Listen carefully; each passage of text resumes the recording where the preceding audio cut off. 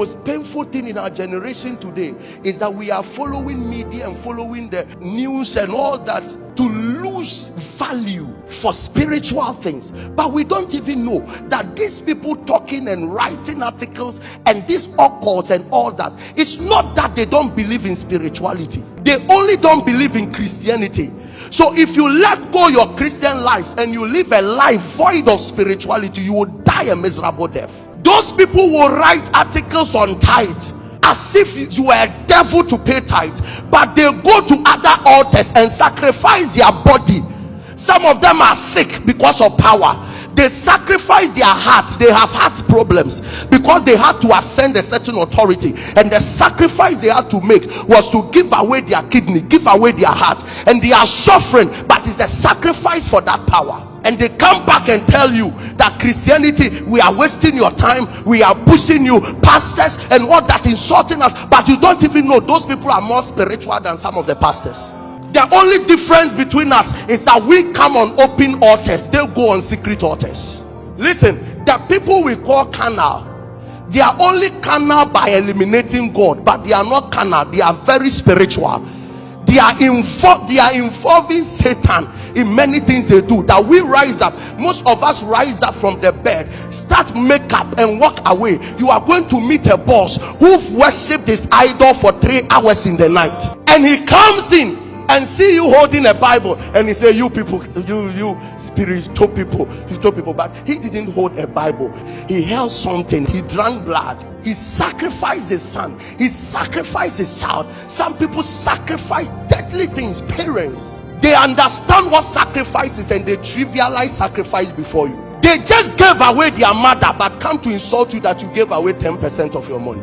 They know what they are doing, and it will take a spiritual mind to understand that this matter, I can be a spiritual man, but without a spiritual mind, I will end up dying miserably. Not everything you see is a non-living thing. Can you imagine that Moses is walking about, sees a burning bush, fire all around the bush, yet the bush was intact in the fire, approaches it and he hears a voice from the bush. How can you have a certain mountain following you and you never knew this thing is not normal? And exactly what he did to the rod, that is exactly what the Romans did to Jesus. The Bible said, for he shall be smitten. The same way Moses smite the rod, that was the same way the rod came as flesh and blood, and the Bible said he was smitten. And when he smite the rod, water came out. Water signifies life. When he died, out of his resurrection we have life. And you think some things are normal? Not every tree you see is a tree. Some trees are something. There are times that you see a wild jackal passing by. It's not an animal. You find a snake walking about. It's not a snake. If thought he was talking to an innocent serpent, he didn't know he was talking to somebody seeking for his power. Carnality will always push you to a place where God is there, but you can't see God is there. Carnality is intentionally closing your life from all the realities of who God is. Your ability to walk God out of matters. Your ability to not involve God in issue. You look at this and say, this is not God's matter. Your ability to lose every consciousness about who God is. That is carnality. So the Bible says that it is only a fool that says there is no God. And sometimes we attribute foolishness in this dimension to atheists. But anytime you treat anything God is involved in as if he's not involved, you are being carnal. In Colossians chapter 3, when Paul was talking about marriage and talking about work and all that, he finished everything and said that whatever you do, do it as unto God, not unto men. It means that even in marriage, whatever you are doing to your wife, whatever you are doing to your husband, it is against God. You are treating the marriage as if God is not involved. There are people who are not born again, but they are trying their best to have spiritual minds. Then we get born again, spiritual people, and they are trying their best to decode our minds to be natural. Oh, this is just a wind. This is just a tree. No, this is just... Listen, there are buildings that eat human beings. You enter, you won't come back again.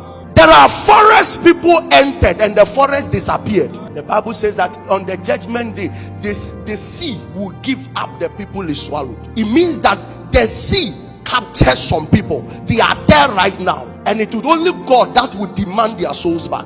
So what makes you think that the sea is normal? It was in Revelation chapter 6 that the Bible says that, and he saw hell and death riding on a horse. It means that even hellfire is a spirit. Some things are not normal. So do you still think it was a common fish that swallowed Jonah? The Bible said, and God sent a fish. Thank God for some men like Abraham. The Bible said 3 men were passing by, and the Bible said they were passing by. Then he called them. God wanted to visit him, but was still passing by. He called them in, and the first thing he said is that, let me wash your feet of the dust. Can you imagine that God decides to come on earth and he intentionally walked to a point that his whole leg was dusty? It will take a spiritual mind to know that God, this is God. When you look at his dusty feet, it doesn't look like God, but this is him. Sometimes supernatural can appear like natural, but it is never natural.